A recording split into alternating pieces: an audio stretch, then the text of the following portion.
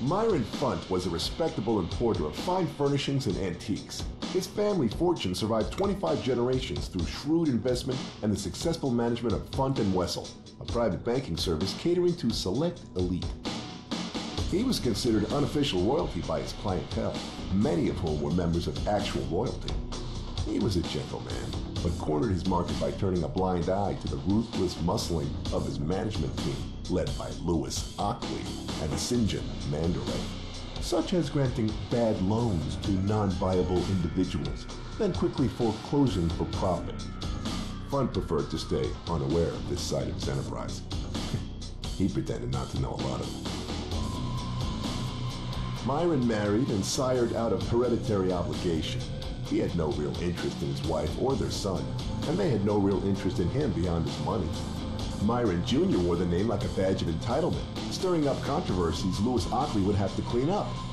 Louis was the closest thing Myron had to a confidant, and he became increasingly valuable when the bleed-out separated them from their UK head office.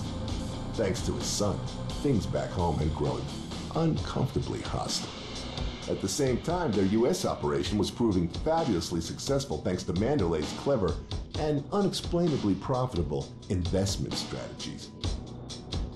Yeah, Funt was sheltered from many dirty little secrets, not just the ones kept by Manderley and Ockley, but other members of his senior staff as well, such as Alfred Thompson. Thompson was a strange fellow with a head for math in every variety and was brought into the fold by Manderley to help with the books.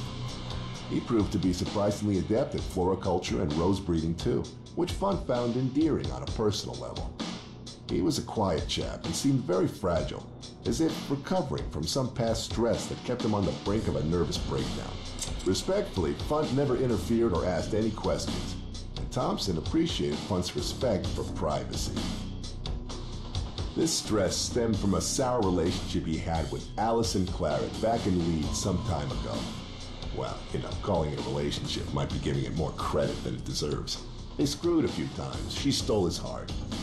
But he turned out to be nothing more than a pawn in her brother's criminal strategy to blackmail Funt for profit. Lewis made sure their plan grew no fruit, but Thompson had already been crushed. Apparently, he said things to her in confidence that could destroy Myron Funt and everyone else at Trenchton. Now the Clarets were coming to Sunrise, and they did not mean to have tea. That was not their style or their reputation. They were notorious for their drunkenness and sudden instances of indescribable violence. Their tastes were more towards blood sausage and beer, especially when there was vengeance on the agenda. In their minds, they had been humiliated, raped, and ruined by Funt's people, and they would do compensation. Compensation with interest.